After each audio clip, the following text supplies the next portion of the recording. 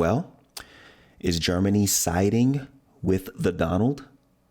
I read an article that said that both Germany and France both oppose the ban that's been put on the Donald. And I'm referring to him like that because I don't want to trigger anything on this YouTube thing that might get me into any issues.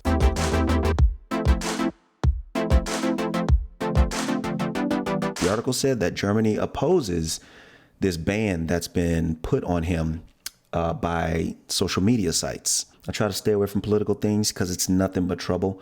I don't care what people think. I don't care what people's sides are. I stay out of the whole mess. But I saw this headline and I wanted to dig into it and see what it was about. So here it is right here. It's on Bloomberg.com. And it says, Germany and France oppose Trump's Twitter exile.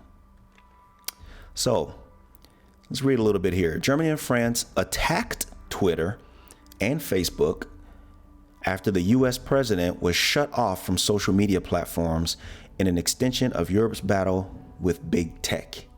Now, that already says that there's something going on between tech, which I guess includes social media, and Europe. So maybe there's more to it than just them objecting to it. Reading on, it says the German Chancellor Angela Merkel objected to the decisions, saying on Monday that lawmakers should set the rules governing free speech and not private technology companies. I do agree with that. Here's a quote. The chancellor sees the complete closing down of an account of an elected president as problematic. This was said at a news conference in Berlin. Rights like freedom of speech can be interfered with, but by law and within the framework defined by the legislature, not according to corporate decision. So what I'm getting from that so far is basically when things get out of control on social media, when things are being spread and certain feelings and emotions and sides of something is being weaponized and used to corrupt, that the decision to not put this stuff in front of more eyes and the decision to cut this stuff off should be done by the people, and that it shouldn't be decided by the bosses of that company. From where I stand, I feel like they're saying, Germany and France is saying, that if you start putting that kind of control and that kind of overseeing on the platforms, then where does it end? I am all for free speech. I don't care what the country. I'm for free speech. People should be able to say whatever they want to say. With that, though, if you're brave enough and ballsy enough to take on the thing that you're saying, to put it out there, you're going to have to accept what comes with it. So yes, have your free speech, but be ready to accept what comes with that. So with this, so far at least, we'll read some more, but it's basically saying that they disagree with the fact that the CEO or the head of the company had to be the one to cut it. And my question would be, what did it? What did it? What finally made you decide that, okay, this was too much? What did it? Was it the recent things that happened on Capitol Hill? Was that it? I mean, because it's not like things haven't been bad. It's not like things haven't been said. Pretty foul things haven't been said.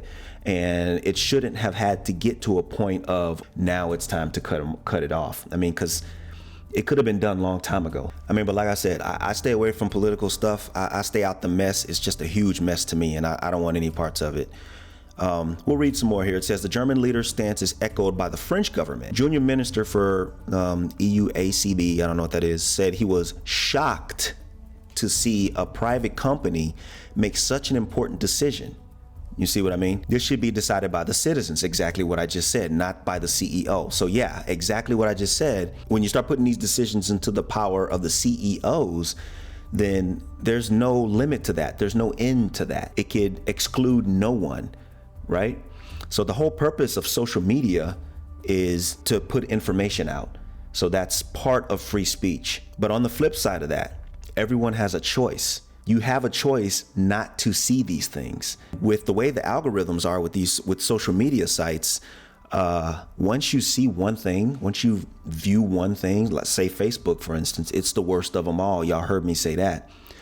Once Facebook gets wind that you're interested in a certain thing, they're going to promote more of that thing to you.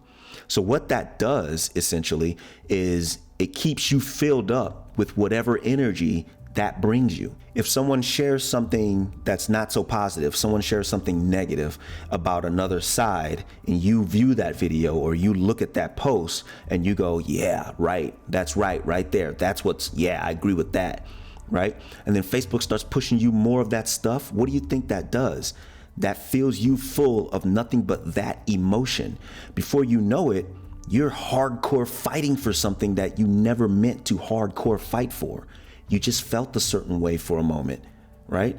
So with the way that these algorithms are, you really have to be careful anyway with who you're following and who you listen to and who you view and see. I hate that a lot of people have joined in on this bandwagon and created such a negative space in the US right now. It's just a little bit frustrating that it's that easy to me, you know? But yeah, still, having said all that, it still should be up to the people or the citizens, like, you know, this French guy said. He says there needs to be a public regulation of big online platforms. Finance Minister Bruno Le earlier said that the state should be responsible for regulations rather than the digital oligarchy, and called big tech one of the threats to democracy. Okay. Europe is increasingly pushing back against the growing influence of technology companies. The EU is currently in the process of setting up regulations that could give the bloc power to split up platforms if they don't comply with rules. So this is what the EU is doing. They're fighting back against, you know, social media and how it influences the general public. I haven't heard much about this. I can't comment on it. I don't, like I said, I stay out of most things political. I'll read up on this and maybe we'll talk about it later. But what happened here is Twitter permanently banned now.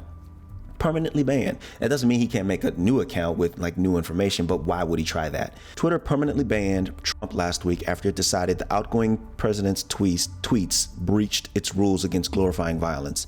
It cited his posts on the riots in the US Capitol, which is what I just said. Basically, it cited those as the final straw. And that's what did it. After 4 years, that's what did it. That was the final straw at the end of his term. We got to do better than this.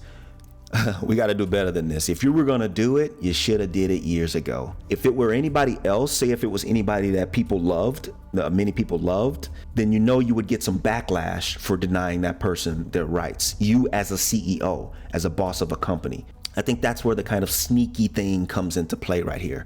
But, you know, I think I have to agree with Germany and France on what they're saying on this. It shouldn't be done by bosses and CEOs of companies. If this was a problem, it could have been handled long ago. But still, leave freedom of speech alone and let the people decide what they want to see or hear.